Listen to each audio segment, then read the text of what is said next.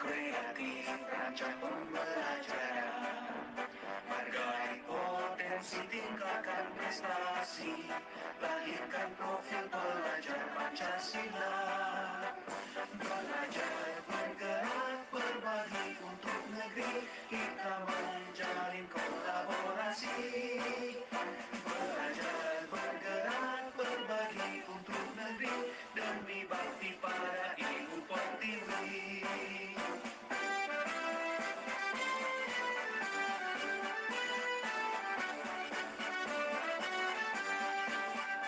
Kuatkan tekad, kuatkan hati, negeri ini memanggilmu kawan. Belajar bergerak berbagi untuk negeri, guru penggerak majukan pendidikan. Guru penggerak menghamba pada murid, kreatif rancang pembelajaran, hargai potensi tingkatkan prestasi, lahirkan profil pelajar Pancasila. Belajar bergerak berbagi untuk negeri, kita menjalin kolaborasi. Belajar bergerak berbagi untuk negeri, demi bakti pada Ibu Pertiwi. Belajar bergerak berbagi untuk negeri, kita menjalin kolaborasi. Belajar bergerak berbagi untuk negeri, demi bakti pada Ibu Pertiwi. Demi bakti pada Ibu Pertiwi.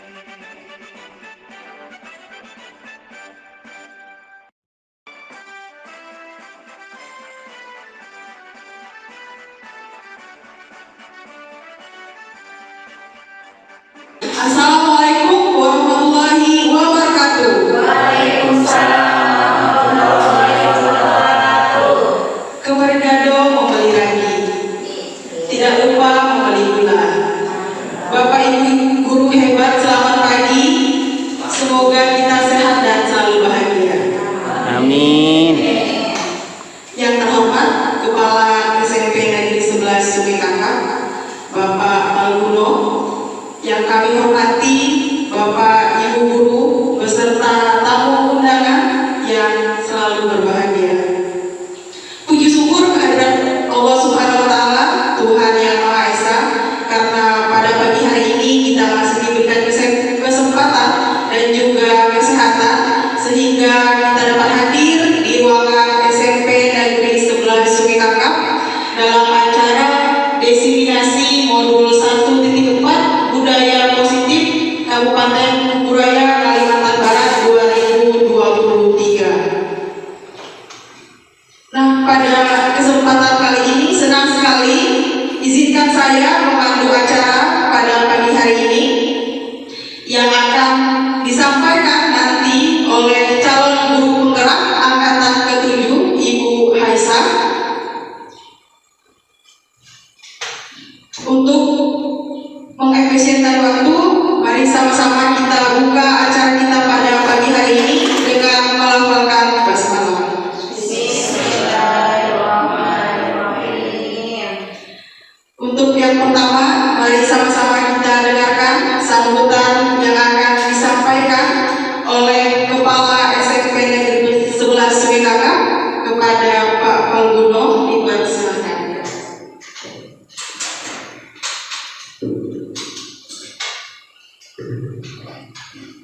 Bismillahirrahmanirrahim. Assalamualaikum warahmatullahi wabarakatuh. Waalaikumsalam warahmatullahi wabarakatuh. Selamat pagi dan salam sejahtera untuk kita semua.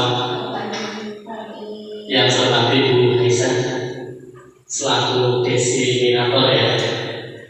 Yang saya hormati Bapak Ibu Dewan Guru dari SMP Negeri 4 Sungai Kakap Tanjung Saleh dan SMP Negeri 11 Sungai Kakap Pal 9. Hari ini saya sangat senang sekali kita bisa berkumpul, kita bisa bersilaturahmi, kemudian bisa bertatap muka, berbagi ilmu, berbagi wawasan, dan yang bersifat berbagi positif.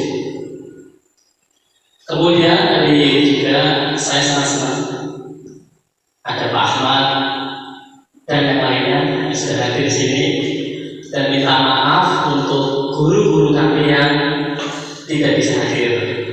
Yang pasti itu tidak akan mengurangi arti tentang kegiatan pada hari ini. Kemudian saya sangat berharap kegiatan desinasi ini berjalan dengan baik, lancar, tidak ada kendala, dan bermanfaat yang sifatnya positif. Kegiatan ini seperti penelitian saya yang akan dilakukan oleh Bu Haisa selaku calon guru penggerak. Saya sangat bangga ada guru yang mau menjadi guru penggerak, walaupun kita tahu itu bukan tempat yang nyaman saya. Karena kalau kita bicara nyaman, kita hanya mengajar dan mengajar. Tapi kalau kita sudah masuk zona yang tidak nyaman, yang ada di guru penggerak, tantangannya sangat luar biasa. Jadi seperti kita mengajar, ada siswa yang rajin, setengah rajin, kadang full rajin. Itu tantangannya. Dan gimana caranya nanti Bu Haisa menemukan jalan atau jalur yang terbaik untuk mengajar seperti ini. Harapan saya untuk yang hadir pada hari ini bisa mengambil makna positif hal yang baik pada hari ini untuk dilaksanakan di sekolah masing-masing. Mampunya apapun silakan, tidak ada masalah. Yang penting kita bisa menjalankannya dengan positif. Kemudian saya minta maaf barangkali ada pelayanan yang kurang berkenan, karena sekolah kami ini sekolah yang kecil, sekolah yang belum pernah ulang tahun, sekolah yang baru berdiri, sehingga fasilitasnya sangat kurang. Kemudian terima kasih kembali yang sudah mau hadir, sudah mau duduk bersama dengan kita. Selamat kepada Bu Haisa untuk kegiatan destinasi. Selamat berkarya, selamat penelitian, sampaikan yang terbaik untuk Bu Haisa. Yang pasti berbagi dengan kawan-kawan lainnya. Hanya itu yang bisa saya sampaikan. Wassalamualaikum warahmatullahi wabarakatuh. Terima kasih Pak Palguno untuk sambutan yang telah diberikan. Bapak Ibu guru hebat, seperti yang kita ketahui bahwa budaya positif ini berperan untuk membentuk karakter peserta didik kita di sekolah. Untuk itu, mengingat pentingnya hal tersebut, maka perlu kiranya kita menciptakan dan mewujudkan budaya-budaya positif di sekolah. Karena budaya positif itu tidak hanya diperankan atau dilaksanakan oleh guru semata, tetapi juga semua elemen yang ada di sekolah akan berperan membentuk budaya positif di sekolah masing-masing. Untuk itu, pada kesempatan kali ini, mari kita dengar bersama-sama bagaimana penerapan budaya positif di sekolah yang akan disampaikan oleh Ibu Haisa, calon guru penggerak angkatan ke-7 Kabupaten Kediri. Kepada Bu Haisa, Ibu silakan.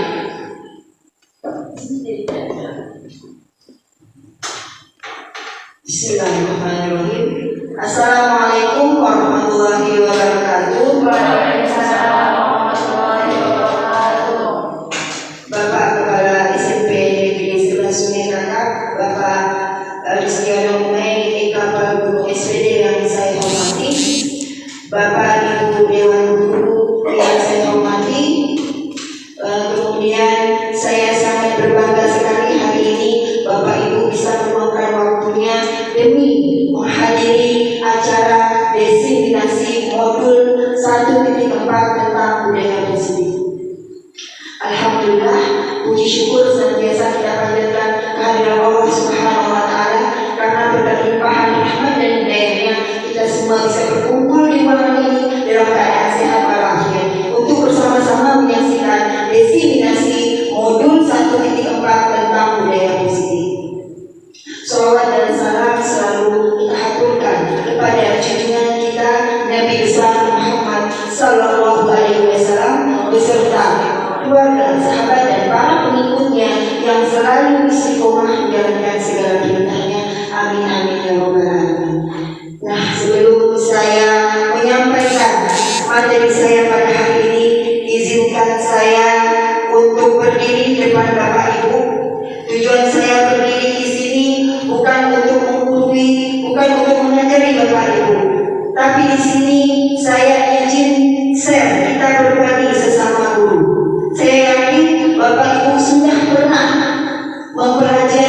modul tentang budaya positif, baik itu secara mandiri maupun secara diklat. Ya, jadi hari ini izinkan saya untuk berbagi bersama. Saya selaku calon guru penggerak angkatan 7 ingin menyebarkan pemahaman dan penerapan pengalaman budaya positif. Baik Bapak Ibu guru hebat, sebelum kita mulai, nah untuk supaya kita tenang dalam menerima materi kita pada hari ini, kita berusaha untuk ikhlas dulu. Kita berusaha untuk membuka hati bahwa kita di sini tujuannya untuk belajar. Nah, kita buat jauh-jauh. Yang pertama, saya tidak bisa. Kita buang dulu. Saya tidak bisa. Yang kedua, saya tidak tahu. Yang ketiga, saya tidak mau tahu. Dan yang keempat, saya sudah tahu. Nah, jadi keempat hal ini harus kita samakan dulu atau bahkan kita buat supaya nanti materi yang masuk insya Allah bisa diterima dan bisa kita terapkan dalam pembelajaran kita di kelas maupun nantinya secara global di sekolah. Baik Bapak Ibu, hari ini kita mulai menyebarkan pemahaman dan penerapan pengalaman positif oleh saya sendiri, Haisa, calon guru penggerak angkatan di Kabupaten Kubu Raya. Nah, sebelum kita mulai, saya tiga pertanyaan pemantik. Yang pertama, apakah hukuman dapat mendisiplinkan siswa? Nah, ini kira-kira Bapak Ibu apa jawabannya? Jawaban kami ya, apa alasannya? Tidak, apa alasannya? Kira-kira ada yang ingin menjawab pertanyaan ini? Silakan Bu Rima. Assalamualaikum warahmatullahi wabarakatuh. Jadi pertanyaan nomor 1, apakah hukuman dapat mendisiplinkan siswa? Kalau saya jawab iya, jadi boleh. Karena saya lihat kan kalau kita ngajar di sekolah pasti tidak semua siswa itu bisa mengikuti semua peraturan yang ada di sekolah. Seperti kita kasih PR. Pasti PR dari beberapa siswa pasti ada yang tidak mengerjakan. Nah, kalau seandainya kita biarkan tidak dikasih hukuman, otomatis mereka terus-menerus seperti itu. Jadi saya di sini bilang boleh. Terima kasih Bu Rima atas jawabannya. Nah, itu jawaban dari pertanyaan nomor 1. Apakah hukuman dapat mendisiplinkan siswa? Sudah dijawab Bu Rima, ya, dan dengan jawabannya tadi. Nah, kemudian pertanyaan yang kedua, pemberian hukuman dengan hal yang positif. Pemberian hukuman tapi dengan hal yang positif. Seperti misalnya ada anak yang datang terlambat, kita hukum dengan membaca buku di perpustakaan. Itu contoh hal positif, Bapak Ibu ya. Apakah dapat mendisiplinkan siswa juga? Ada yang ingin menjawab pertanyaan yang kedua ini? Bu Fitri dulu, ya, silakan Bu Fitri. Oke, tadi pertanyaannya apakah membaca buku dapat mendisiplinkan siswa? Kalau menurut saya pasti bisa ya buat mendisiplinkan siswa, terutama membaca buku ini. Karena disiplin itu sendiri kan sebuah kesadaran seseorang untuk mematuhi atau untuk mengendalikan diri, mematuhi aturan-aturan yang berlaku. Nah, ketika membaca buku itu sudah termasuk hal positif. Jadi apalagi kalau buku-buku yang ada di sekolah, saya yakin di sini positif semuanya. Tidak mungkin ada buku-buku yang menyimpang. Jadi saya sangat setuju kalau pemberian hukuman dengan hal yang positif seperti membaca buku ini dapat mendisiplinkan siswa. Itu jawaban saya. Baik, terima kasih Bu Fitri atas jawabannya. Selanjutnya, pertanyaan yang ketiga, memberi penghargaan dapat meningkatkan motivasi siswa. Memberi penghargaan, contoh misalnya, kalau anak yang ada juara kelas, kita beri penghargaan, ya kan, buku dan sebagainya. Nah, apakah ini dapat memotivasi siswa? Ada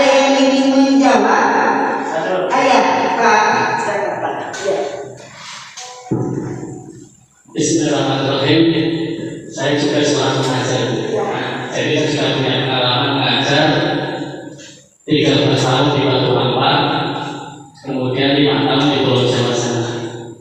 Saya tuh sangat senang ketika ada penghargaan, kemudian apakah bisa meningkatkan motivasi siswa. Saya perhatikan, sekecil apapun sebuah penghargaan dari seorang guru kepada siswa, siswa sangat senang. Bisa sifatnya verbal, bisa non-verbal. Saya pernah mencoba, mantap kamu ya, dia semuanya luar biasa. Berarti apa? Hal ini bisa meningkatkan motivasi siswa. Walaupun kadang kita ada gerakan-gerakan aneh ya, senang, aduh senang saya, kamu ganteng, senang, gitu kan. Memang seperti itu. Nyatanya adalah itu tandanya manusia itu hidup, punya rasa, pengen dihargai. Sehingga apa? Jangankan jempol, bilang kamu bagus, keren, itu dah luar biasa. Apalagi kita dengan penghargaan yang lain. Misalnya ketika bisa menjawab diberikan pen, artinya pilot, itu dari sama sekali. Akan sama-sama saling tunjuk jari, walaupun kadang ada yang salah jawabannya. Tidak masalah itu. Yang penting mereka bisa menyampaikan isi dalam hati mereka. Jadi setuju bisa meningkatkan motivasi siswa. Demikian guys.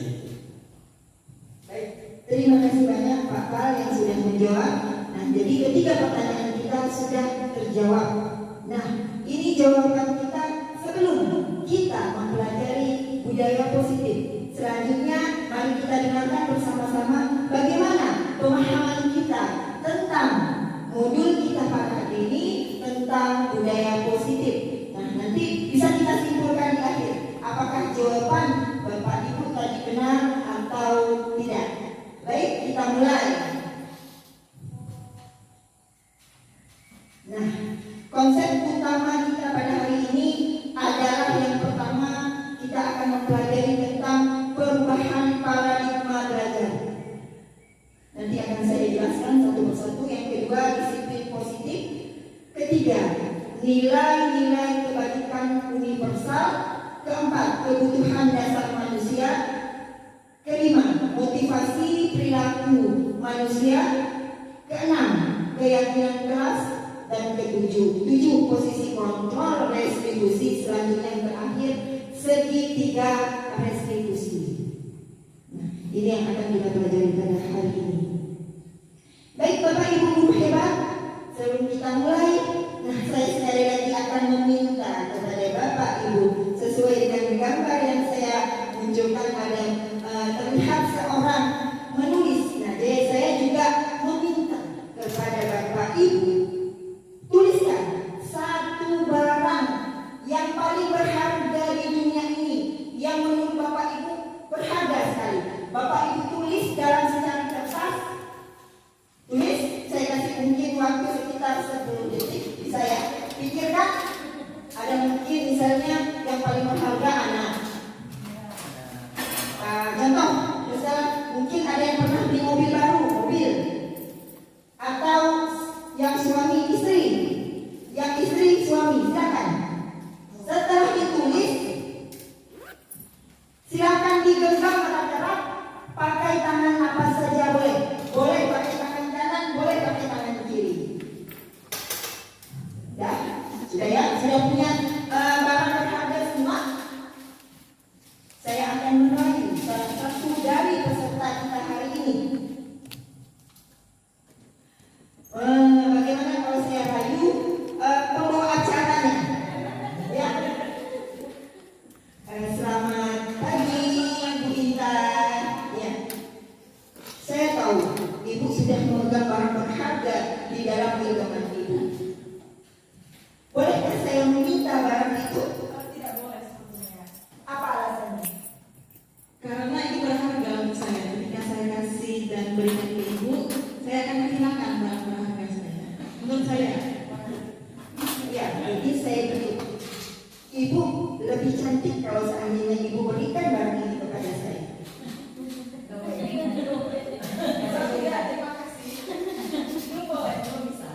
Boleh ya. Ibu sepertinya tidak cocok dengan barang itu.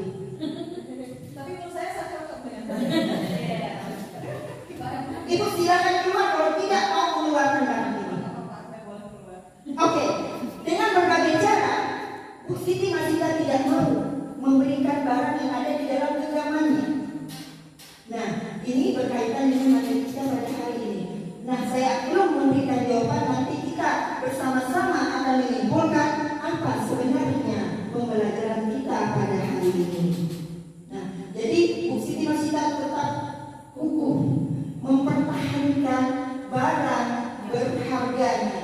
Mungkin Bapak Ibu semua ada yang mau, mungkin tadi saya dengan lemah lembut tidak mau, dengan rayuan tidak mau, dengan sedikit hardikan juga dia tidak mau. Oke, baik, kita lanjut. Kita mulai dengan pembelajaran dengan paradigma baru. Saya yakin Bapak Ibu sudah pernah mempelajari ini, baik itu secara mandiri maupun belajar lewat seminar, diseminasi ataupun apa ya. Nah, pembelajaran dengan paradigma baru ini berdasarkan pada prinsip pembelajaran yang berdiferensiasi. Nah, pembelajaran berdiferensiasi pasti sudah tahu ya Bapak Ibu. Apa kira-kira? Apa namanya Bu Fitri? Pembelajaran turun-menurun dan diferensiasi gitu. Ya, pembelajaran turun-menurun. Ada yang berpendapat lain? Ya. Pembelajaran yang terfokus kepada perbedaan masing-masing peserta didik. Iya. Nah, jadi pada dasarnya semua pendapat itu benar, kita rangkul. Nah, jadi pembelajaran itu, pembelajaran berdiferensiasi itu sebenarnya pembelajaran yang kita sesuaikan dengan kebutuhan siswa. Nah, yang mana dalam perkembangannya nanti kita memperhatikan profil belajar Pancasila. Nah, Ibu, Bapak Ibu, ini sudah sering kita dengar dan sudah sering juga digemarkan. Apa itu profil belajar Pancasila? Ada yang bisa membantu saya? Ada berapa profil belajar Pancasila? Ada 6. Ada yang bisa menyanyikan lagu profil belajar Pancasila? Kayaknya Bu Fitri, ya. Silakan Bu Fitri. Ya. Ya. Boleh kalau mau ini silakan. Boleh, silakan Bu Fitri. Ya. Oke, semuanya saya akan mencoba untuk menyanyikan profil pelajar Pancasila ya. Kalau bisa nyanyi sama-sama. Ya. Ya. Oke. 1, 2, 3. Profil pelajar Pancasila beriman dan bertakwa kepada Tuhan Yang Maha Esa yang beralam mulia, berkebinekaan global, gotong royong mandiri, kreatif kenalan kritis. Iya. Iya. Terima kasih banyak. Ternyata semuanya sudah hafal dengan profil belajar Pancasila. Baik, lanjut. Nah, kita perhatikan ada perubahan paradigma, teori kontrol atau teori pilihan. Nah, ini teori kontrol kita selama ini. Selama ini menurut kita sebagai guru. Yang pertama, ilusi guru mengontrol murid. Kita sebagai guru, kita maunya kita sebagai pengontrol murid, ya kan? Kita sebagai pengontrol. Apa-apa kita yang membimbing dan mengontrol. Ini ilusinya. Yang kedua, ilusi bahwa kritik dan membuat orang dapat merasa menguatkan karakter. Nah, dalam kesnya kita mengkritik siswa ataupun kawan. Dan mengkritik maksud kita itu bisa menguatkan karakternya. Selama ini ilusinya seperti itu kan? Kemudian ilusi bahwa semua penguatan positif efektif, bermanfaat. Nah, penguatan positif misalnya pintar. Ya, misalnya ada temannya yang maju, tolonglah ini kalau kerjakan dia bagus, pintar. Itu penguatan positif menurut kita itu sangat efektif. Sering sekali kita dengarkan seperti itu ya.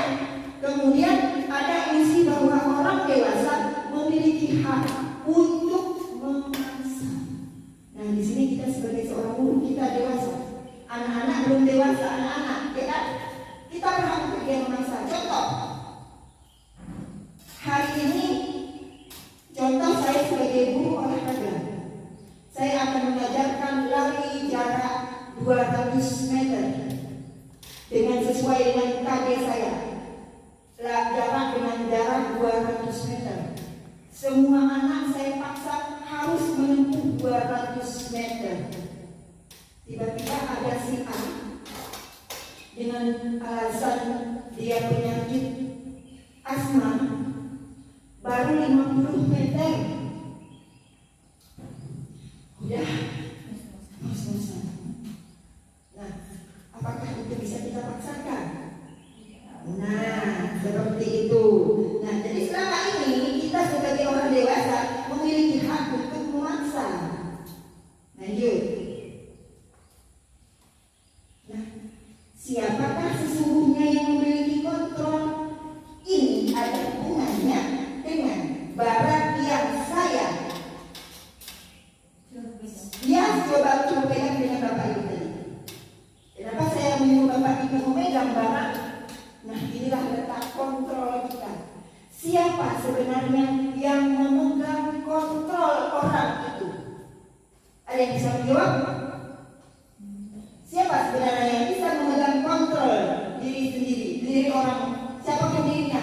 Dirinya sendiri. Contoh tadi memastikan dia tidak bisa melepaskan barang itu karena dia memegang kontrolnya sendiri, dia mempunyai amalan sendiri.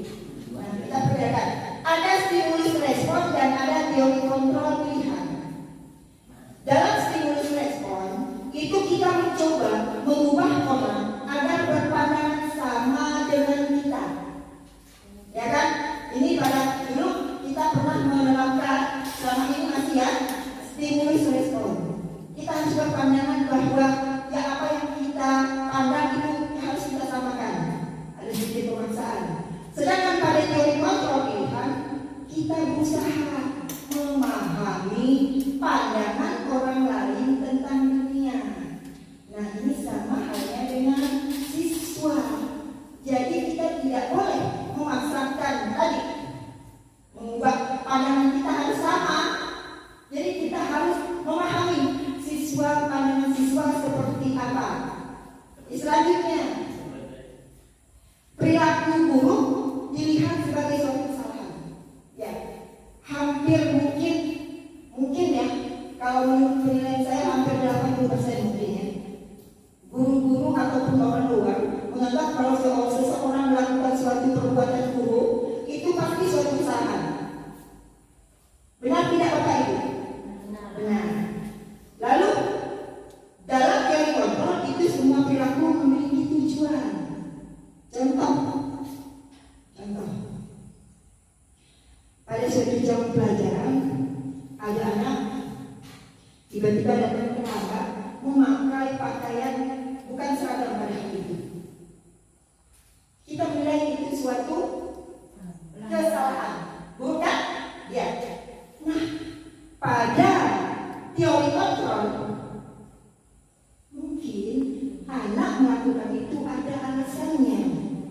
Nah, dari sinilah kita pelan-pelan akan membuka lembaran demi lembaran apa itu budaya positif yang perlu kita terapkan di sekolah kita. Nah, anak melakukan hal itu mungkin saja bisa saja bajunya kotor basah, mungkin saja pada waktu itu dia tiba-tiba pergi ke rumah neneknya atau dia tidak membawa seragam pada hari itu. Banyak hal yang bisa menjadi penyebab alasan dia tidak memakai seragam pada waktu itu. Nah, kemudian orang lain bisa mengontrol saya. Nah, kalau menurut stimulus respon itu orang lain bisa mengontrol saya. Contohnya kita mengontrol siswa. Selama ini apakah itu yang kita lakukan Bapak Ibu semua? Kita mengontrol orang lain bisa mengontrol saya. Misalnya saya sendiri, misalnya dikontrol oleh orang tua sebelum saya menikah. Mungkin setelah saya menikah dikontrol oleh suami. Tapi kan ada orang lain yang mengontrol kita.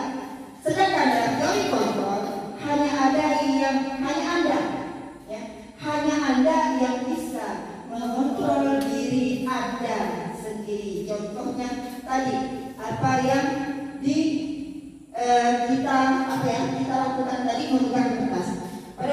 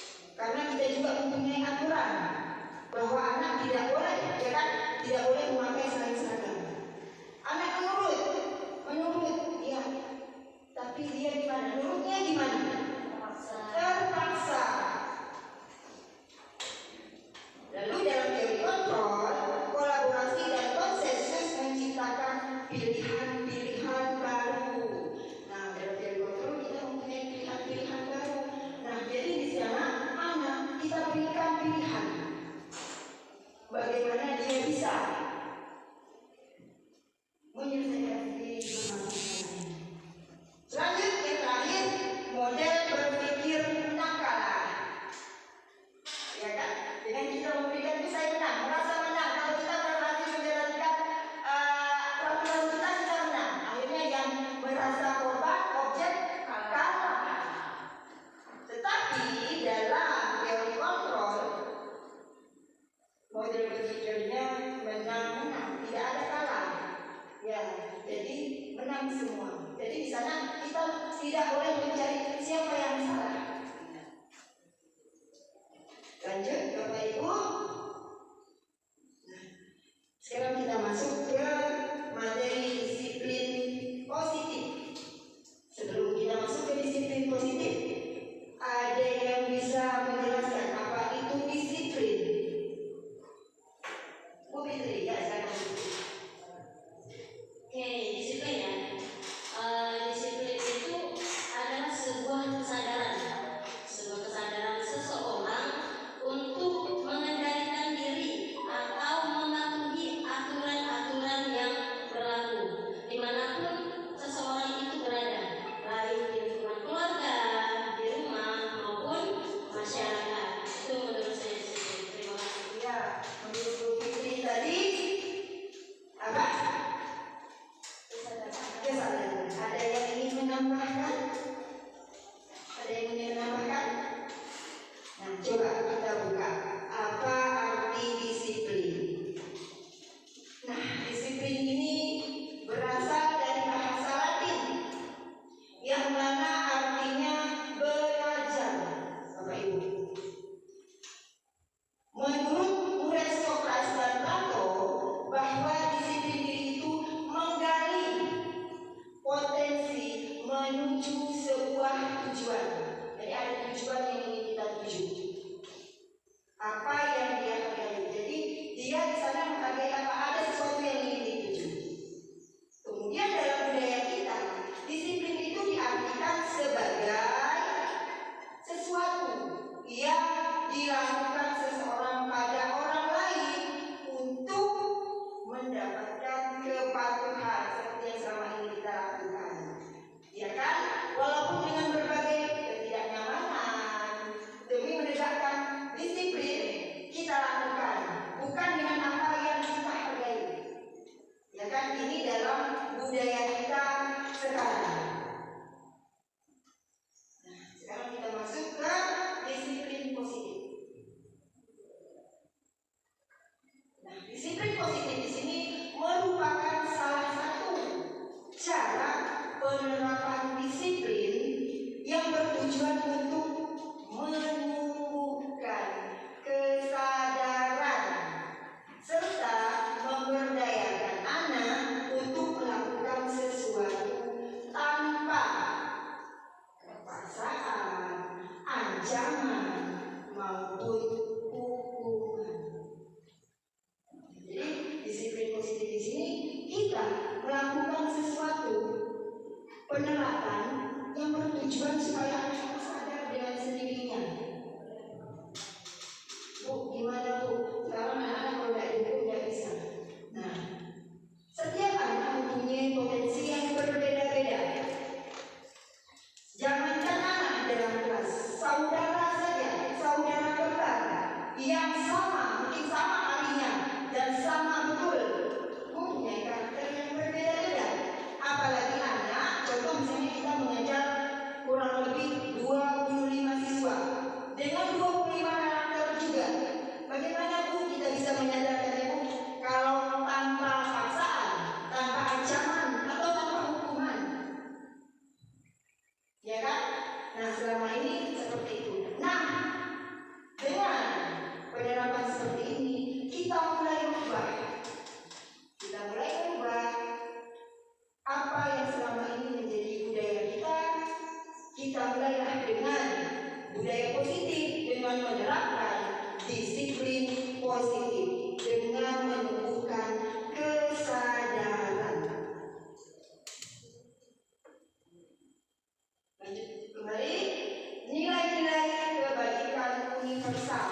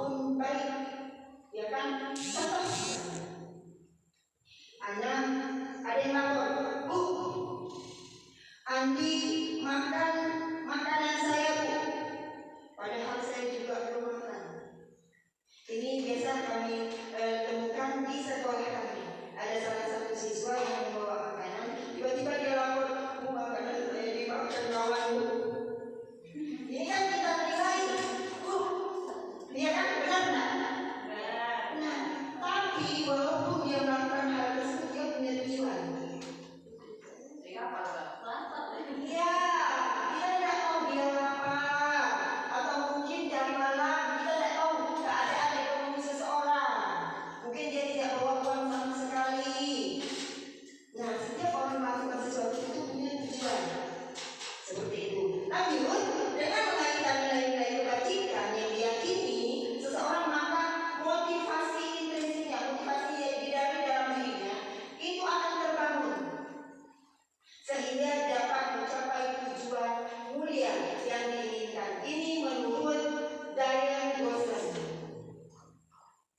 Nah, jadi dari nilai-nilai kebajikan tersebut akan timbul motivasi dalam dirinya sendiri, bukan motivasi eksternal dari luar. Kalau kita menghukum itu mungkin motivasi eksternal. Yang kita butuhkan di sini adalah motivasi intrinsik internal yang ada dari dalam diri manusia itu sendiri. Nah, nilai-nilai kebajikan yang ingin dicapai setiap anak Indonesia kita kenal dengan profil belajar Pancasila yang sudah kita nyanyikan tadi. Ada 6. Beriman dan bertakwa kepada Tuhan yang Maha Esa dan berakhlak mulia. Jadi kita menginginkan anak-anak kita beriman sesuai dengan agama dan kepercayaan yang dianut. Kemudian mandiri bukan biasa diklasifkan mandi sendiri. Mandiri di sini bisa, salah satunya bisa menyelesaikan masalahnya sendiri. Kemudian bernalar kritis. Dia apa? Ada yang bisa jelaskan bernalar kritis? Berpikir kritis, baik itu di dalam pelajaran maupun dalam kehidupan sehari-hari. Misalnya ada suatu permasalahan, misalnya dia bisa apa seharusnya yang bisa lakukan. Ya, kemudian yang keempat, berkebinekaan global. Nah, kita di Indonesia ini mempunyai banyak agama, suku, ras. Nah, dengan perbedaan tersebut jangan kita anggap itu suatu perbedaan. Dari perbedaan itulah kita jadikan suatu persamaan dan kebenekaan. Dari kebenekaan tersebut akan muncul rasa persatuan. Nah, selanjutnya ada bergotong royong. Ini yang harus kita terapkan kepada anak-anak kita dalam segala hal, baik dalam pelajaran, dalam urusan apapun. Tolong, ya kan? Dalam segala hal. Jangan misalnya saling contek, Bu, biasanya Bu mencontek kan? Ya kan? Nah, lalu kemudian kreatif. Kita sekarang ini menuntut anak-anak kita untuk kreatif dalam segala hal. Tapi anak-anak sekarang sudah sangat kreatif. Bahkan kita kalah jauh dengan teknologi. Ya kan, saking kreatifnya. Terus terang saya untuk mendownload video yang sudah saya buat, terus terang kami sampai jam berapa tidak bisa memotong dan supaya bisa masuk. Akhirnya ada anak saya yang bisa membantu saya. Baru sudah kreatif. Dia lihat bapak dan ibunya sampai kemana belum tidur, dia lihat kenapa. Ternyata belum bisa menunggal video yang panjang. Anak saya yang membantu, berarti sudah timbul kreatif. Nah, anak-anak seperti inilah yang kita harapkan ke depannya. Ini sebagai contoh Bapak Ibu ya, bukan tujuan saya untuk membanggakan anak saya. Nah, sekarang contoh pengakuan atau apresiasi kebajikan. Nah, yang pertama nilai kebajikannya ini rasa empatimu besar sekali. Sebagai pembukanya kita bisa kemarin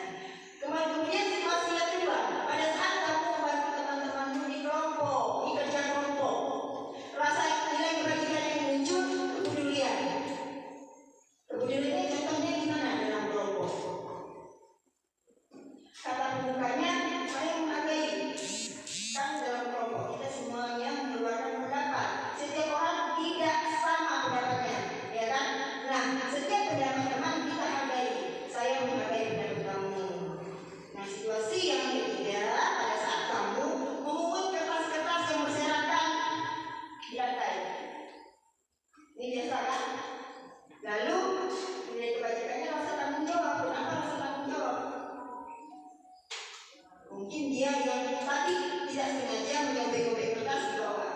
Nah, rasa bukanya terima kasih untuk hal yang mereka lakukan. Gitu. Nah, kita lanjut ke materi selanjutnya, kebutuhan dasar manusia. Kebutuhan dasar manusia di sini ada 5. Yang pertama, bertahan hidup. Saya ingin bertanya, untuk supaya kita bisa bertahan hidup, apa yang akan kita lakukan, Bapak Ibu? Iya, makan. Iya, makan. Apalagi? Ada kebutuhan? Iya. Kalau makan saja, kita mau kemana-mana nih lihat orang, pakaian, ya kan? Iya, kendaraan, benar kendaraan. Kan bisa ini kalau kayak gini nggak bisa begini, nggak penting aja nggak ada motor, ya kan? Nggak jalan kaki jauh. Kalau jauh 40 tak bisa, ya kan? Nah, selanjutnya ada kasih sayang dan rasa diterima. Nah, semua anak itu memerlukan kasih sayang dan rasa diterima. Jadi jangan pernah kita membeda-bedakan antara anak A, B, C, dan D. Apakah dia dari tingkat IQ-nya lebih pintar, kita sayang, tidak boleh. Jadi setiap anak mempunyai hak untuk kasih sayang dan rasa diterima. Kita terima dia. Contoh, ini contoh juga saya temukan di sekolah ini. Maaf, ada siswa kami, jangan saya sebutkan namanya. Dia di sini agamanya, iya. Jadi di sini dia minoritas, hanya sendiri. Iya kan? Secara 99% beragama Islam. Dia di sini agamanya bukan sama saudara sini juga berbeda. Di dalam kelas dia merasa ya tidak dihargai. Ya Pak Ahmad ya? Ya. Ini kejadiannya tidak dihargai. Jadi anaknya gimana kalau seorang tidak dihargai akan timbul rasa minder. Nah, beruntung sekali saya dapat pendidikan calon guru penggerak. Mulai pelan-pelan saya dekapi dan cari akar permasalahannya.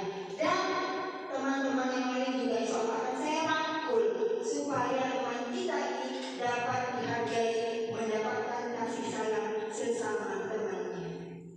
Lalu penguasaan. Nah, penguasaan ini biasanya gimana? Seseorang yang biasanya ingin jadi penguasa, pemimpin.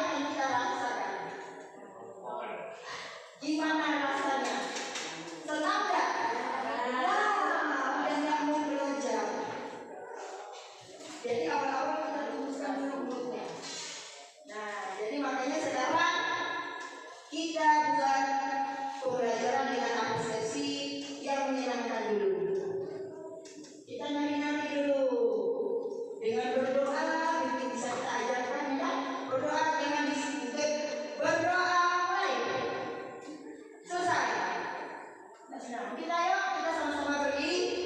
Kita ingat dulu waktu kita TK, pernah nggak kita tepuk 1 jari, tepuk 2 jari, tepuk 3 jari, tepuk 4 jari. Ya biasa kan tepuk dan tepuk 5 jari. Berbunyi semua, angkat tangannya dan kita berdoa. Nah, kita aja berdoa. Anak-anak yang mungkin pada waktu kita ajarkan kita berdoa. Bukan berdoa entah tidak. Selesai. Tapi kalau seperti itu kita lakukan bersama-sama, anak-anak akan terbiasa. Nah, kita timbulkan dulu kesenangan. Nah, itu tadi kebutuhan dasar manusia.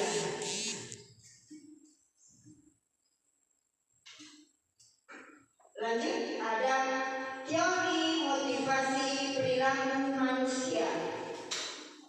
Nah, teori motivasi perilaku manusia ini yang pertama, ketika untuk menghindari ketidaknyamanan atau hukuman biasanya ya kan?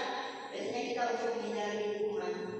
Itu apa yang terjadi jika saya tidak melakukannya? Biasanya gini nih, contoh siswa. Kali ini aku salah pakai kaos kaki. Kali ini kan kayak Jumat ya. Jumat kaos kaki kita. Saya ambil pakai kaos kaki warna putih.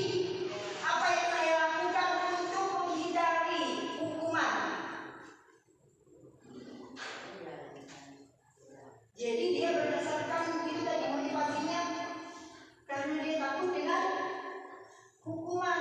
Ini motivasi eksternal ada di luar. Karena apa tadi? Dia takut dengan hukuman, bukan berasal dari dirinya sendiri. Karena dia takut dengan aturan. Lalu yang kedua, untuk mendapatkan imbalan dari orang lain atau institusi, apa yang akan saya dapatkan apabila saya melakukannya?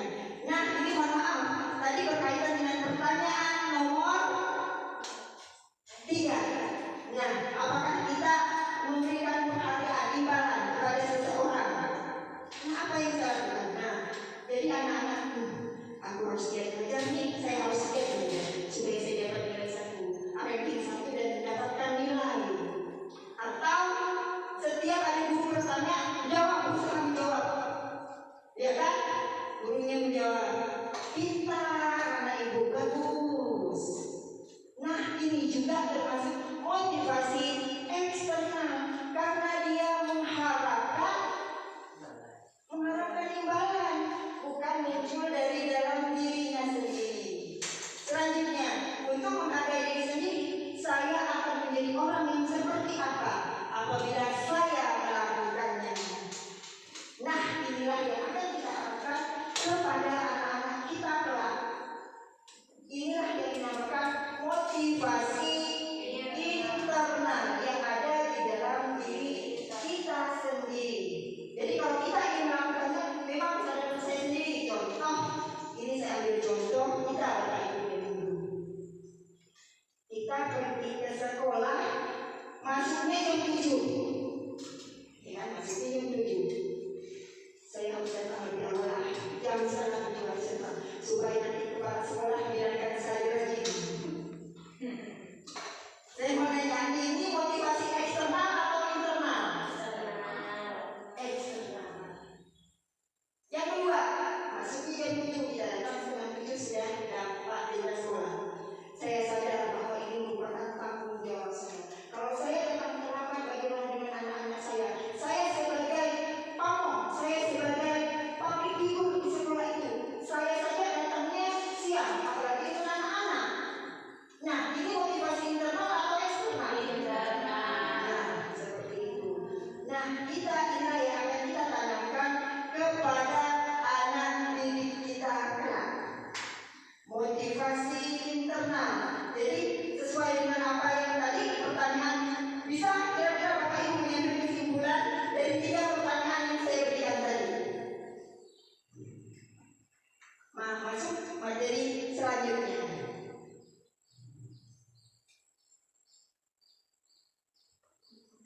Konsep disiplin dengan identitas gagal.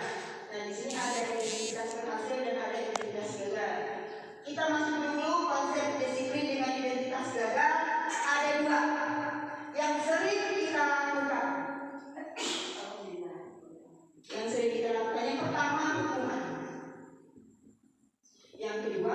penghargaan seperti pertanyaan yang saya buka tadi, yang ketiga pertanyaan.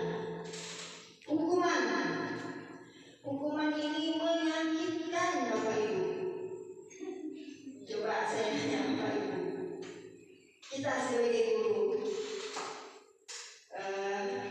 datangnya terlambat, ya Pak, maaf Pak, saya datang terlambat. Tadi jalan macet sekali. Lalu kita dapat kepala sekolah yang mohon maaf Pak ya, agak sedikit ya disiplin, tidak sabuk. Lain kali berusaha seperti ini. Kalau ibu seperti itu, ibu harus datangnya dikasih waktunya. Dan sekarang saya hukum ibu.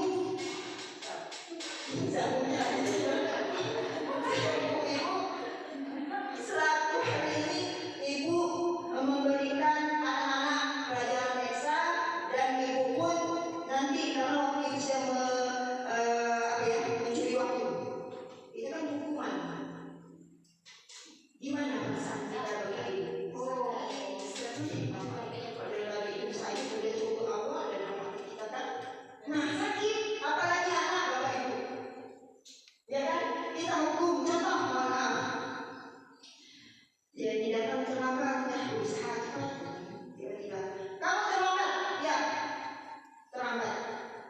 Mohon maaf Pak, tadi kalau saya berangkat, ibu saya lagi sakit, minta tolong ambilkan makanan dari sedikit. Tidak, sekarang kamu perlukan air WC sampai penuh. Ini hukuman atau apa? Hukum. Gimana rasanya? Sakit, padahal kita melakukan itu. Lalu yang kedua tidak nyaman. Tidak nyaman. Contoh misalnya kita melakukan suatu perbuatan di sekolah. Tadi kan nyontek. Lalu tiba-tiba gurunya mendekat. Ibu tahu yang kamu lakukan. Ibu, kamu nyontek ya? Nih lihat teman-teman, teman kamu nih nyontek. Gimana perasaan dia di kelas? Tidak nyaman. Nah, bagaimana seharusnya kita memperlakukan ini? Nah, nanti ada lagi materi kita tentang restitusi. Selanjutnya murid takut dengan hukuman. Memang dia takut, tapi takut. Contoh misalnya, saya misalnya suka menghukum anak. Adik saya nah, jadi itu bukan muncul berdasarkan dari motivasi intrinsik, tapi karena rasa takut. Nanti lihat, bisa tadi itu main lagi. Jadi seperti ini susah untuk kita kendalikan. Selanjutnya, memaksa. Hukuman itu tentunya kita terapkan kalau anak melanggar aturan. Kita tidak menerima anak alasan apapun, yang penting demi peraturan itu kita paksa anak harus mengikuti aturan. Iya, contoh. Nah, ini sebagai contoh, ini juga hasil diskusi kami dengan calon guru penggerak kemarin. Contoh, kita hampir semua sekolah negeri di Indonesia itu menerapkan sepatu harus hitam. Nah, apakah itu pemaksaan atau tidak? Pemaksaan. Nah, kenapa sekolah di luar sana, ya perhatikan sekolah di luar sana, ada yang menentukan seragam? Pakaiannya bebas. Di Amerika, dia kan tidak memakai seragam, dia tidak memaksa. Sepatu hitam, ya kalau kita tidak bisa memaksakan anak dia kalau dia mampu atau tidak, ya kan? Nah, kita harus dengan alasan apapun kita memaksa demi tegaknya peraturan yang telah kita buat. Lalu yang terakhir, murid menjadi rendah diri. Nah, dengan dia tidak bisa mematuhi aturan, sering, misalnya contoh, dia sering datang terlambat, kena hukum. Tidak pakai sepatu warna hitam, kena hukum lagi. Di kelas gimana anaknya? Menjadi anak yang rendah diri. Rendah diri itu apa Bapak Ibu? Minder. Ada kita temukan kasus seperti ini di sekolah kita? Ada. Seperti tadi kan, contohnya chat-chat. Maaf, ya kan? Di kelas kita, ya kan? Jadi timbul minder. Nah, ini nanti kita selesaikan dengan restitusi. Nah, ya, lalu penghargaan. Penghargaan juga dianggap identitas gagal. Walaupun tadi mohon maaf akan mengungkapkan bahwa dengan penghargaan anak menjadi termotivasi, Pak ya? Iya. Tadi saya ada mengetahui Bapak bilang walaupun dengan ya gayanya. Nah, berarti itu kan dia mencari identitas dirinya tadi. Tadi diuji bagus sama Pak hebat. Gayanya beda. Itu dia mencari identitas. Berarti dia tidak nyaman dengan penghargaan seperti itu. Bukan keluar dari dalam dirinya sendiri. Makanya penghargaan itu tidak efektif. Kemudian merusak hubungan. Merusak hubungan gimana merusak hubungan?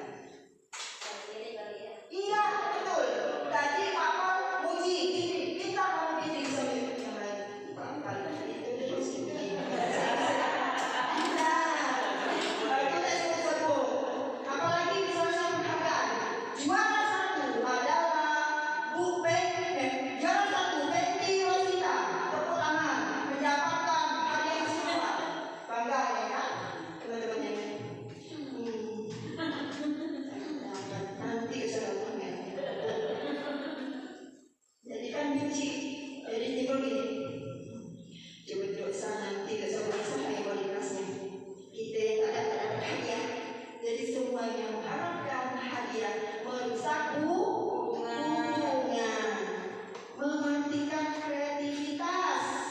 Kenapa bisa mematikan kreativitas? Sedangkan tadi Papa pernah bicara bahwa ada timbul kreativitasnya. Motivasi gimana? Berarti siswa cuma menonton ngerjakan itu terus ya? Iya, jadi dia mau melakukan itu karena tadi ada imbalan. Kalau tidak ada imbalan dia tidak mau. Mematikan kreativitas. Selanjutnya menghukum dengan sistem ranking. Jadi Bapak Ibu makanya rapor kurikulum merdeka tidak ada ranking. Karena ranking itu menghukum. Ya tidak ada. Kita boleh lihat sekolah-sekolah yang sudah pakai rapor merdeka belajar pakai ranking. Tidak boleh ranking 1 dari Betty Rosita. Ranking kedua Fitri Hamdani. Ranking ketiga Rohana. Jadi 3. Yang lain gimana? Yang ini merasa gimana?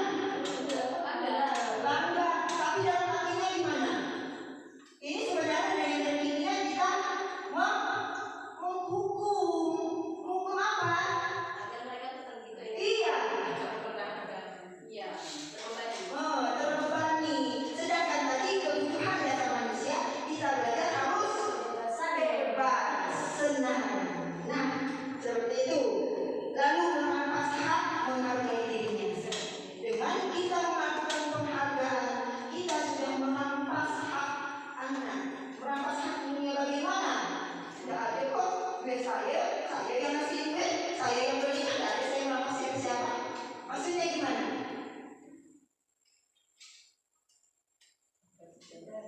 Gimana merampas hak? Maksudnya gimana? Dengan penghargaan kita merampas hak dirinya. Kebebasan yang kita rampas. Terus terang ini pengalaman saya. Makanya pada waktu CGP awal kami disuruh untuk menuliskan apa pengalaman yang buruk dan pengalaman yang tidak buruk. Terus terang saya menuliskan, saya sangat senang pada waktu SD kalau saya dipanggil guru matematika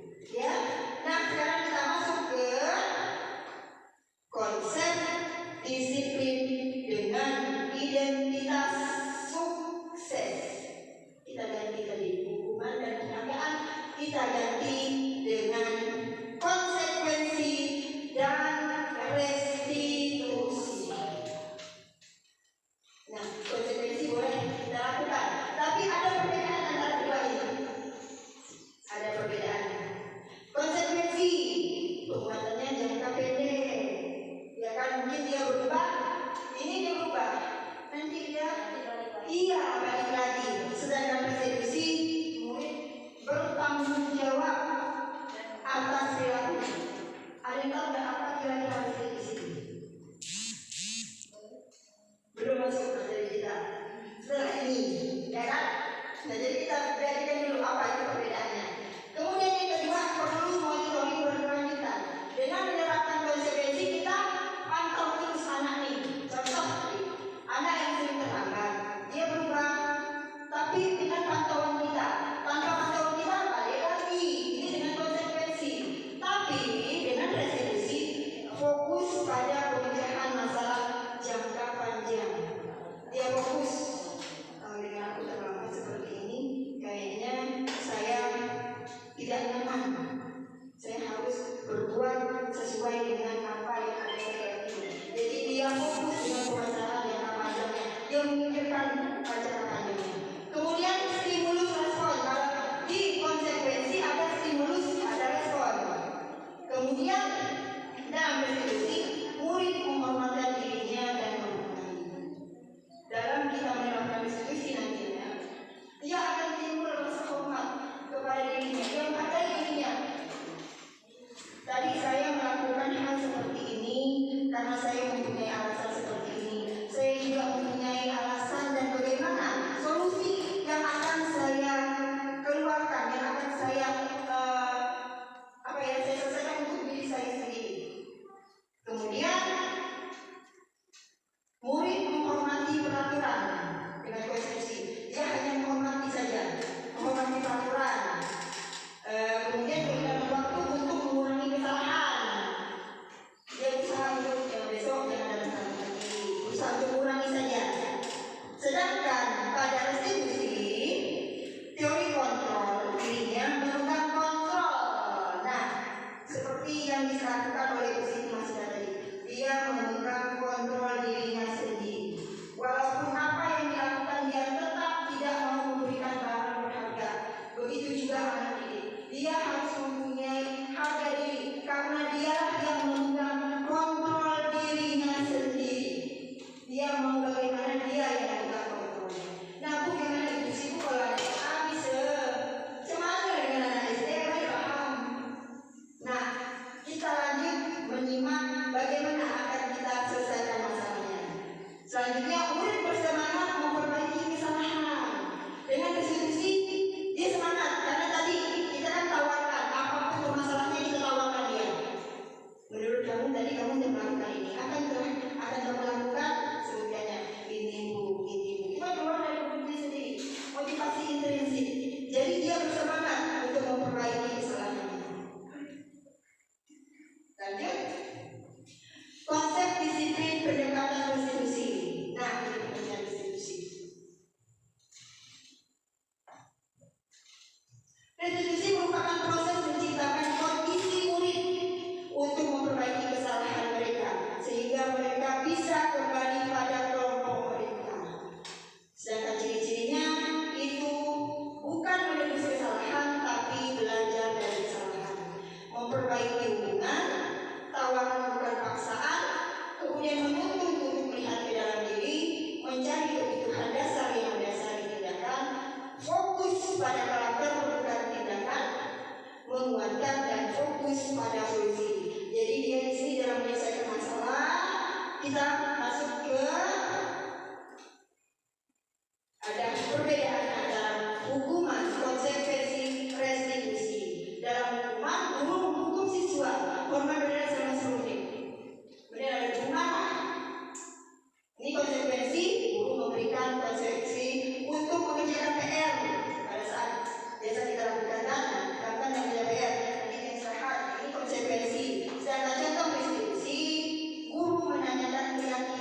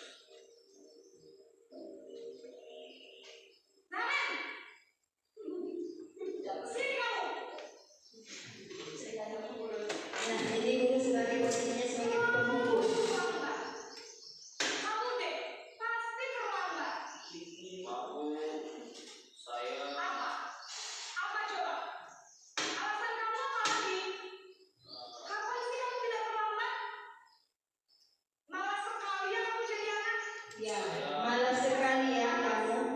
Dasar pemalas. Sudah berapa kali terlambat? Sana, kamu keliling lapangan basket 2 kali. Kenapa saya harus keliling lapangan basket, Bu? Kenapa? Kamu melawan ibu.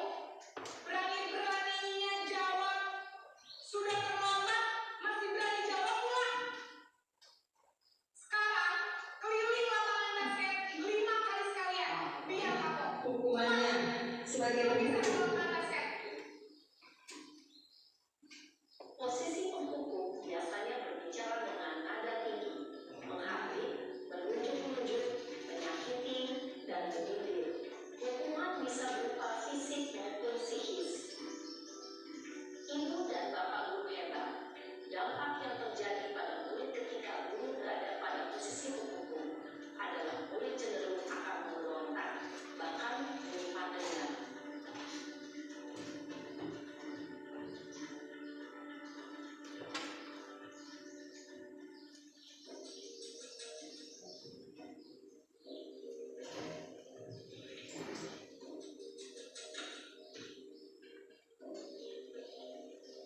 Naren,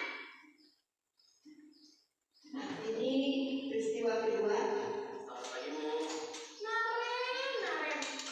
Kamu kenapa terlambat lagi, nak? Ya Tuhan, Naren. Kamu senang ya bikin ibu susah ya? Kalau kamu terlambat lagi, nanti ibu yang ditegur bapak kepala sekolah, nak. Disangka ibu tidak bisa membina kamu. Duh, gimana ini? Maaf, Bu. Duh, Gusti Naren. Kamu suka ya kalau ibu tegur bapak kepala sekolah? Terus, sekarang ibu harus tulis apa yang di buku absen? Ini kamu sudah sering terlambat loh. Ibu harus apa coba? Maaf, Bu. Maaf sekali. Ya sudah, lain kali jangan bikin ibu susah lagi ya, nak ya. Ibu tidak akan kuat lagi kalau kamu begini terus. Bisa jatuhan kalau ibu tegur bapak kepala sekolah. Sekarang cepat, kelas. Maaf ya, Bu. Nah, ini posisi apa? Merasa bersalah. Merasa bersalah. Posisi pembuat rasa bersalah berbicara dengan nada tenang, cenderung lembut, namun kata-kata yang diutarakan membuat murid merasa menjadi orang yang gagal, memandang buruk dirinya sendiri, merasa tidak berharga, dan tidak sanggup membahagiakan orang lain. Ketika guru mengambil posisi pembuat rasa bersalah, murid akan menganggap dirinya yang bersalah dan ia akan menyimpan emosi negatif tersebut di dalam dirinya. Sekarang yang ketiga sebagai posisi teman. Guru sebagai posisi teman bersama dengan siswanya. Siswa itu teman. Dan perhatikan Bapak Ibu. Naren! Selamat pagi, Bu. Wah, sudah jam berapa ini, nak? Terlambat lagi ya, sayang. Iya, Bu. Habis ibu saya belum membangunkan saya, Bu. Kamu malah menyalahkan ibu kamu. Kamu bukannya anak-anaknya pakai kencang. Kok terlambat sih? Iya, Bu. Saya memang Ini menganggap bahwa murid sebagai teman. Seperti ini. Posisi yang ketiga. Ya sudah sana. Nanti lain kali larinya lebih kencang lagi ya. Biar gak terlambat lagi. Bikin senang ibu. Demi ibu. Bisa kan? Bisa. Yang senang ibu demi ibu. Sudah sana di sekolah sih. Ibu beresin tulisan absen kamu. Kamu ini ada saja. Dalam posisi teman, guru berbicara dengan nada suara ramah, Suara lama. cenderung sedang gurau untuk menjaga suasana tetap Kalau sama, kita biasanya kalau guru seperti itu apa biasanya? aman, dan Pakai baik, gitu ya. Ini mereka bahwa guru sebagai teman. atau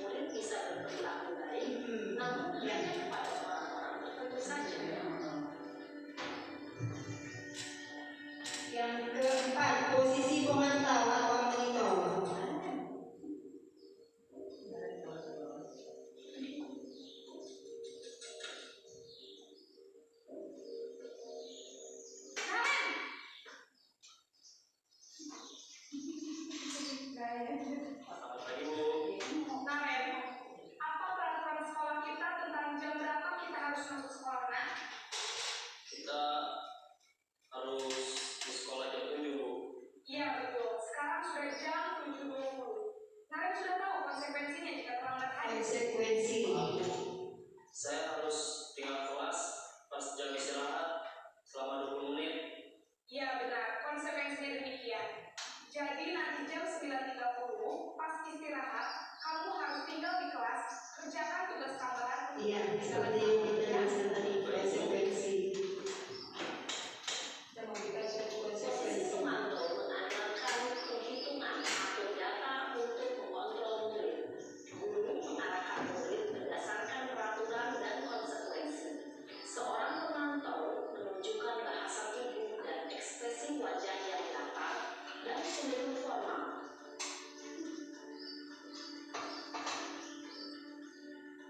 Terakhir, posisi manajer. Kita perhatikan Bapak Ibu.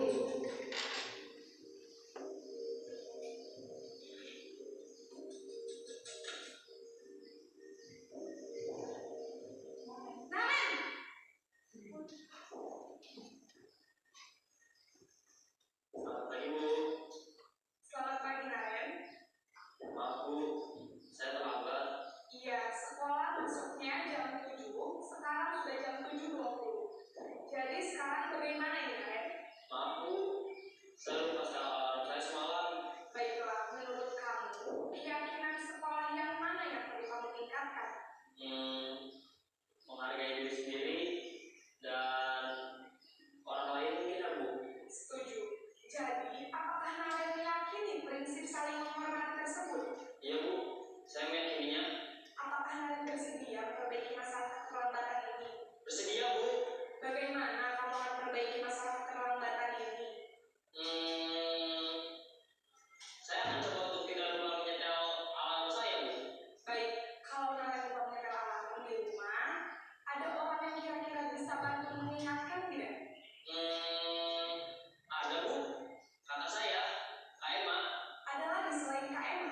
Selain Kak Emma, ada ibu saya. Baik, Ibu saya. baik. Jadi yang mengingatkan Naren adalah Kak Emma dan ibu kamu ya? Kira-kira akan mulai setel alarm kapan nih Naren? Setelah pulang sekolah, akan segera saya lakukan. Baik, jadi Naren akan setel alarm untuk bangun besok pagi dan akan diingatkan oleh kakak dan ibunda Naren ya. Ada lagi yang mungkin perlu dilakukan Naren agar tidak terlambat bangun lagi. Tidak ada Bu. Baik Naren, terima kasih untuk kerjasama kamu. Sekarang kamu harus kembali ke kelas belajar. Baik Bu, terima kasih. Nah, ini tadi posisi manajer. Adalah posisi kontrol yang disarankan untuk membimbing murid memiliki sikap disiplin yang resmi, yaitu murid yang mandiri, bertanggung jawab, dan dapat memecahkan masalah. Tujuan dari posisi ini adalah agar murid dapat berefleksi atas tindakannya. Guru akan dengan tulus memberikan pertanyaan-pertanyaan bermakna, sehingga membuat murid dapat belajar dari kesalahannya dan mencari sebuah solusi untuk menyelesaikan. Jadi murid menjadi mandiri, percaya diri. Bapak Guru hebat setelah mengamati adegan kelima posisi kontrol tadi.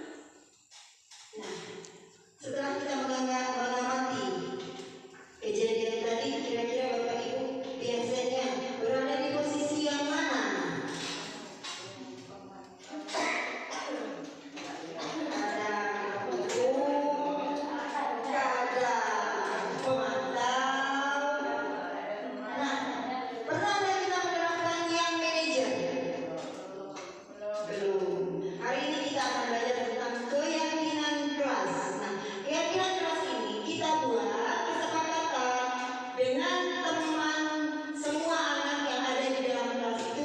Nah, keyakinan kelas inilah nanti yang akan menjadi pemandu, menjadi batasan anak-anak. Nah, ini cara contoh membuat keyakinan kelas. Ini contoh saya membuat keyakinan kelas di kelas 7.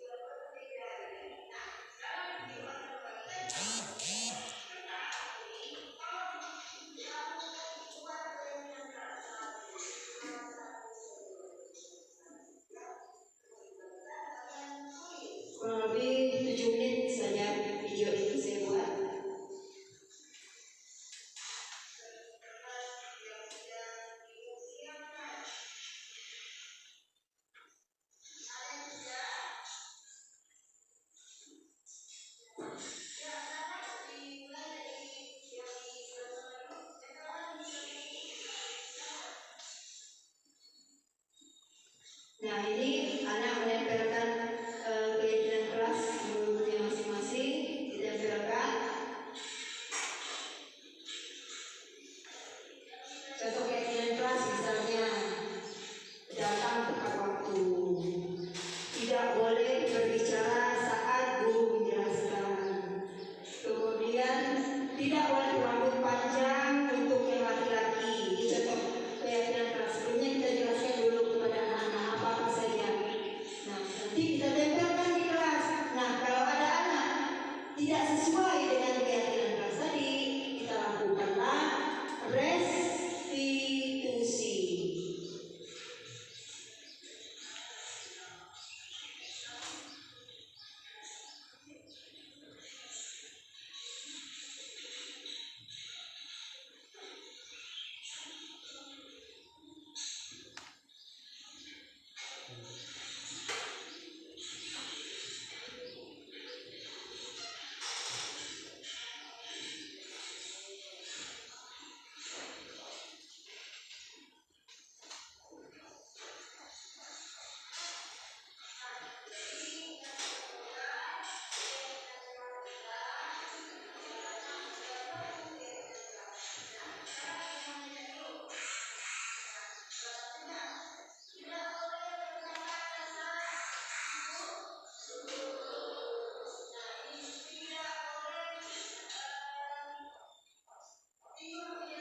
Ya, tidak boleh tidur di dalam kelas.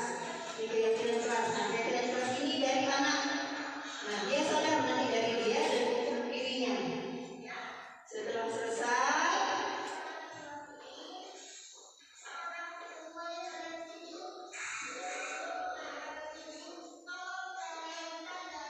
nah, kita buat bukti bahwa mereka sudah membuat keyakinan kelas, tanda tangan. Setiap anak yang sudah membuat keyakinan kelas itu dia menandatangani keyakinan kelasnya bahwa dia setuju. Berarti dia sadar bahwa keyakinan kelas itu dibuatnya sendiri.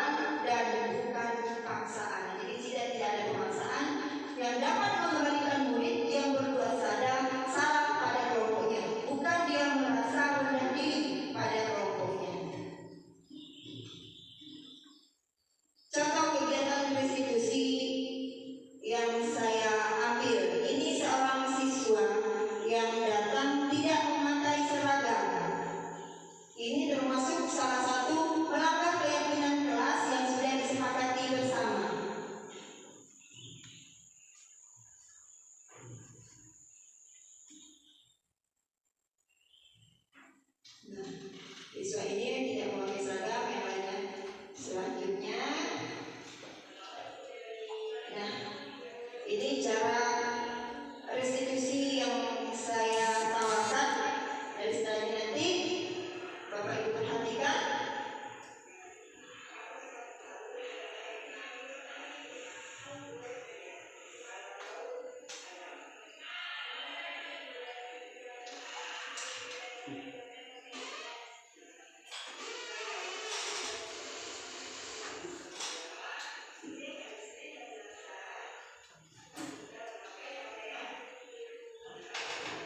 Tidak memakai pakaian.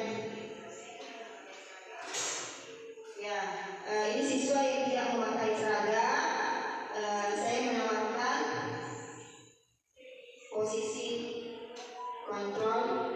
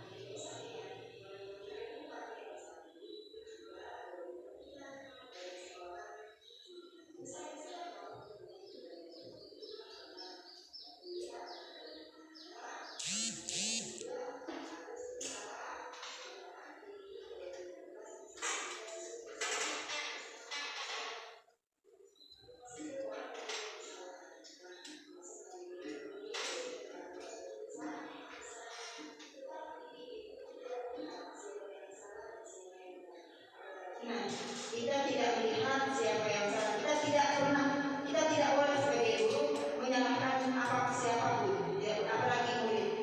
Jadi kita harus mencari solusi dari masalah tersebut. Yang mana solusi ini kita selesaikan secara bersama-sama dengan menggunakan tadi apa? Segitiga restitusi. Nah, terima kasih.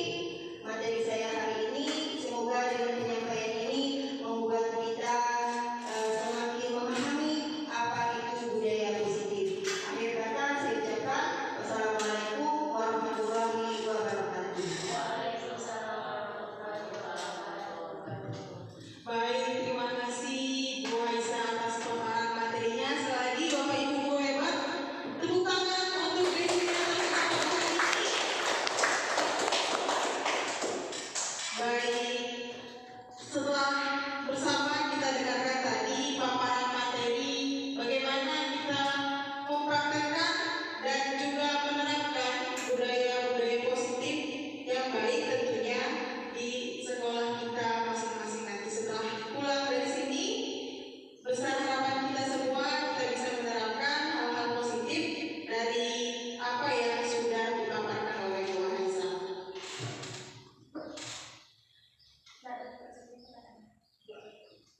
Baik, agar apa yang kita dapatkan hari ini berkah, mari sama-sama kita berdoa. Pada kesempatan kali ini kami meminta kepada Bapak Ahmad Husaini untuk memimpin doa.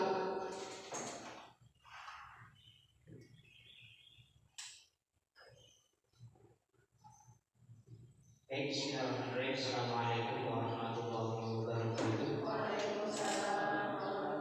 Izinkan saya memimpin doa pada hari ini berkaitan destinasi modul 1.1 budaya positif. Mungkin semoga kegiatan pada hari ini bisa kita terapkan di sekolah kita masing-masing. Amin. Amin ya rabbal alamin. A'udzubillahi minasyaitonir rajim. Bismillahirrahmanirrahim. Alhamdulillahirabbil alamin. Hamdan syakirin, hamdan nafi, hamdan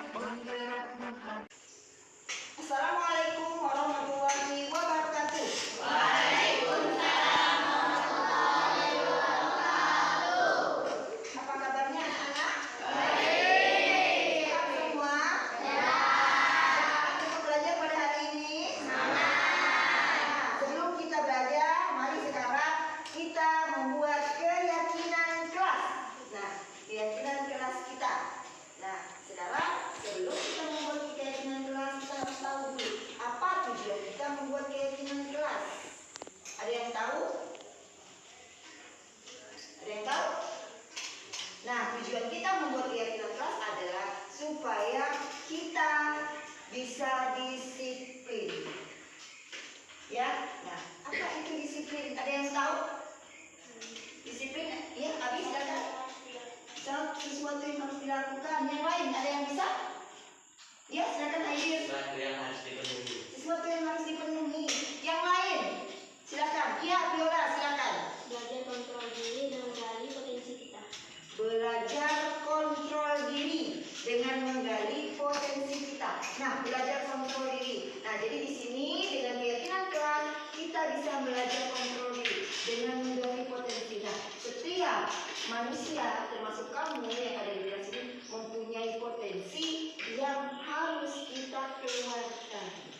Ya, setiap orang mempunyai potensi yang berbeda-beda. Nah, sekarang Ibu akan membagikan kamu kertas ini. Tolong kamu buat keyakinan kelas satu. Siswa satu saja buat keyakinan kelas. Ya, sekarang Ibu bagikan kalian kuis.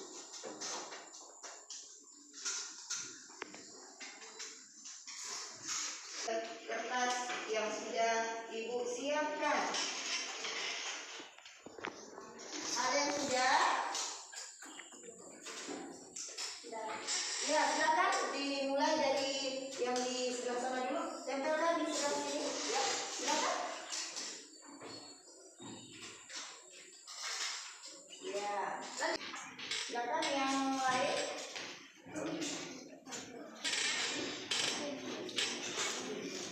Yang di belakang sana, ya, silakan.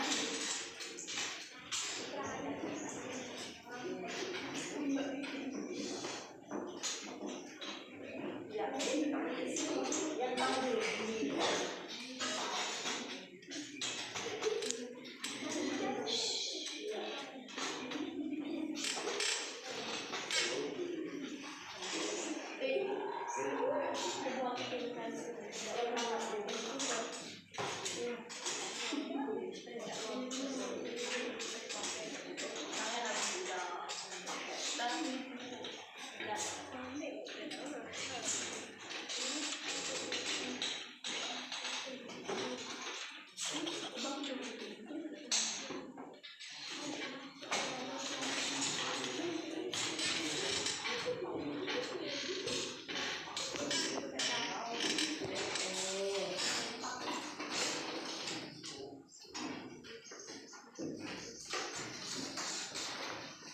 Nah, jadi kita sudah membuat keyakinan keras kita.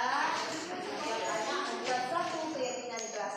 Nah, sekarang Ibu mau nanya dulu. Nah, salah satunya tidak boleh berkata kasar. Ibu, nah ini tidak boleh tidur di dalam kelas. Ya, kemudian tidak boleh berkata kasar. Nah, nanti yang sama kita tulis satu saja, ya. Nah, dengan kesepakatan kelas ini, apakah semuanya kalian setuju? Nah, kalau setuju, tolong kalian tanda tangan. Nah, kalian tanda tangan, tulis nama, tulis nama dan tanda tangan kamu. Bisa dimulai dari yang di sana. Silakan. Nah, ya, tanda tangan dan nama. Di sini nama kamu dulu. Satu nama dan tanda.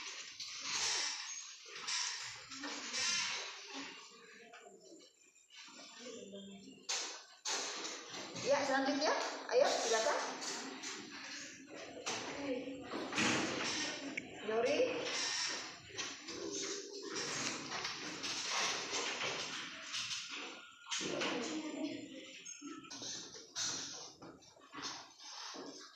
Aidin.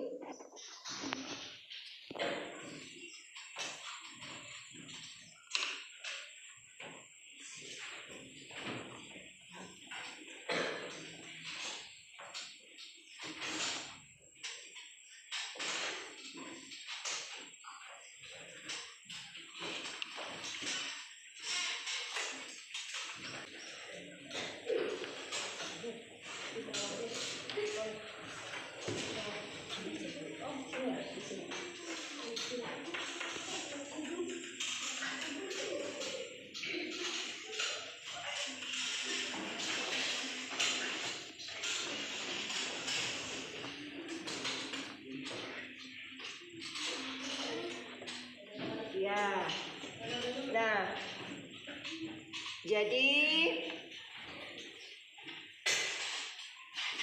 inilah tanda tangan hasil kesepakatan kita, pimpinan kelas kita. Kamu semua sudah yakin? Nah, silakan nanti kita akan sepakati bersama. Berarti kalau ada yang melanggar dari keyakinan kelas kita siap menerima konsekuensi. Kita selesaikan secara bersama, secara restitusi. Nah, cukup sekian dalam membuat keyakinan kelas kita pada hari ini. Ibu ucapkan banyak terima kasih atas kerjasamanya dan Ibu akhiri. Wassalamualaikum warahmatullahi wabarakatuh. Waalaikumsalam warahmatullahi wabarakatuh.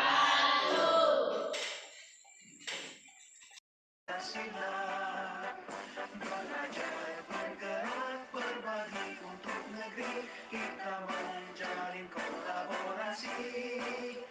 Belajar bergerak. Bismillahirrahmanirrahim. Assalamualaikum warahmatullahi wabarakatuh. Saya Ristiono Mega Palguno SPD, Kepala Sekolah SMP Negeri 11 Sungai Kakap, menyampaikan apresiasi yang setinggi-tingginya kepada Ibu Aisyah selaku desiminator dalam kegiatan desiminasi modul 1.4 budaya positif. Kita semua berharap bahwa sekolah kita menjadi sekolah yang nyaman dan menjadi sekolah idaman. Sekolah idaman merupakan sekolah yang sesuai dengan cita-cita.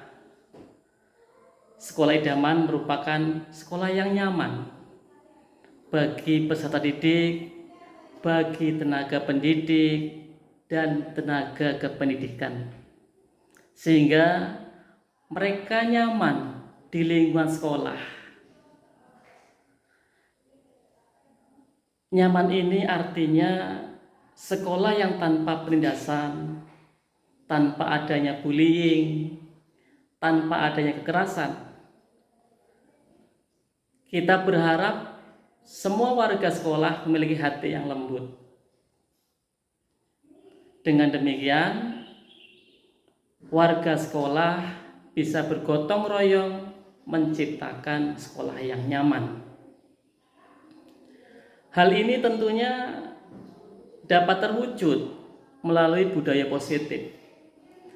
Budaya positif ini merupakan materi yang disampaikan oleh Ibu Aisyah SPD dengan peserta dari guru-guru SMP Negeri 4 Sungai Kakap dan SMP Negeri 11 Sungai Kakap. Kegiatan ini berjalan dengan baik dan lancar. Materinya tersampaikan dengan baik. Materinya bisa diserap oleh peserta. Materinya bisa dipahami. Semoga harapannya hal ini bisa dilaksanakan di sekolah masing-masing dan tentunya bisa dilaksanakan oleh seluruh SMP yang ada di Kuburaya. Sangat bagus penyampaiannya, jelas. Semoga kegiatan-kegiatan lain bisa diadakan di kemudian hari. Harapan saya selaku Kepala SMP Negeri 11 Sungai Kakap bisa melaksanakan, bisa menjalankan apa yang disampaikan oleh Ibu Aisyah melalui kegiatan desiminasi dengan materi budaya positif. Demikian dari saya selaku Kepala Sekolah. Luar biasa. Wassalamualaikum warahmatullahi wabarakatuh. Assalamualaikum warahmatullahi wabarakatuh. Selamat pagi dan salam sejahtera Bapak Ibu guru hebat semuanya. Saya akan menyampaikan hasil refleksi dari desiminasi modul 4.1 yaitu budaya positif yang disampaikan oleh Bu Aisyah SPD. Saya saya sangat terkesan. Karena apa? Karena saya mendapatkan ilmu baru, yaitu tentang apa itu hukuman atau persepsi. Ternyata hukuman itu walau dalam bentuk apapun tidak boleh diberikan kepada siswa. Maupun hukuman itu sekiranya positif menurut kita, seperti tadi membaca buku di perpustakaan, hukuman itu ternyata hukuman itu tidak boleh dilakukan. Begitu juga memberikan apresiasi terhadap siswa, itu juga tidak boleh dilakukan baik dalam bentuk apapun. Karena apa? Karena itu tidak termasuk ke dalam motivasi internal siswa, sehingga yang diharapkan di sini ialah motivasi internal yang timbul dari dalam diri siswa itu sendiri. Nah, mungkin itu saja refleksi dari saya. Terima kasih Bu Haisa sudah menyampaikan modul budaya positif ini kepada saya. Terima kasih. Assalamualaikum warahmatullahi wabarakatuh. Assalamualaikum warahmatullahi wabarakatuh. Selamat pagi. Di sini saya akan memberikan refleksi terhadap materi yang sudah disampaikan oleh Ibu Haisa. Ada dua kata kunci yang dapat saya, insya Allah akan saya terapkan di dalam sekolah saya, yaitu tentang pembuatan keyakinan kelas. Selama ini kan saya belum pernah melaksanakan bagaimana membuat keyakinan kelas, tetapi karena tadi Bu Aisyah sudah memberikan ilmunya, menyampaikan tata caranya dari awal sampai akhir, nanti insya Allah akan saya terapkan di kelas saya karena saya selaku wali kelas. Kemudian yang kedua tadi ada cara penyelesaian masalah dengan cara restitusi ya. Di dalam cara restitusi itu ternyata kalau kita menanya ke siswa dengan tidak kemarahan, dengan tidak menyanggah atau membantah apa yang akan disampaikan oleh siswa, ternyata akan lebih efektif untuk memberikan suatu pemahaman atau kesadaran siswa untuk tidak melakukan suatu kesalahannya, yang akan memperbaiki dengan cara memberikan solusi dari dirinya sendiri. Terima kasih kepada Bu Aisyah yang telah memaparkan materinya dengan jelas, sehingga insya Allah akan saya praktekkan dalam sekolah saya. Assalamualaikum warahmatullahi wabarakatuh. Assalamualaikum warahmatullahi wabarakatuh. Baik, di sini saya akan memberikan tanggapan mengenai materi yang disampaikan oleh Bu Aisyah tentang diskriminasi budaya positif di sekolah. Terima kasih banyak saya ucapkan kepada Bu Aisyah yang telah memberikan materi tersebut, sehingga dengan apa yang disampaikan dapat menambah wawasan saya sebagai seorang guru. Karena dengan materi tersebut saya dapat mengetahui bahwa memberikan hukuman terhadap siswa itu berdampak negatif. Semoga dengan apa yang disampaikan beliau dapat bermanfaat dan dapat diterapkan di sekolah. Saya akhiri. Wassalamualaikum warahmatullahi wabarakatuh.